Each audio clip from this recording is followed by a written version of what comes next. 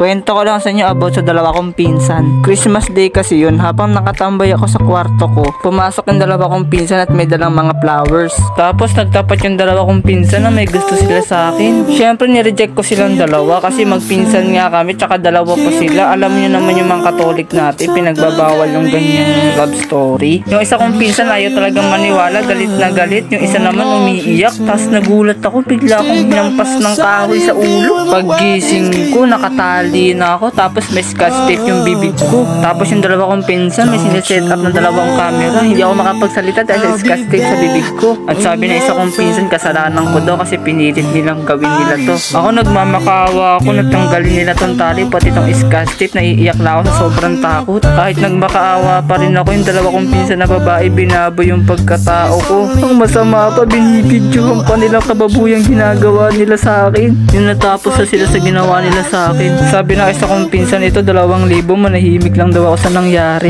Yung pangalawa kong pinsan, sinabi sa akin magsumbong lang ako kahit kanina. Yung video daw na skandal namin, popost daw niya sa social media. Pero kahit anong pananakot nila, nagsumbong pa rin ako kay tita. Mama nilang single man kasi kakapatay lang ni tito nakaraang taon. Tapos sinumbong ko yung mga pambababoy, yung video, lahat-lahat. Pinakita ko rin yung sugat ko sa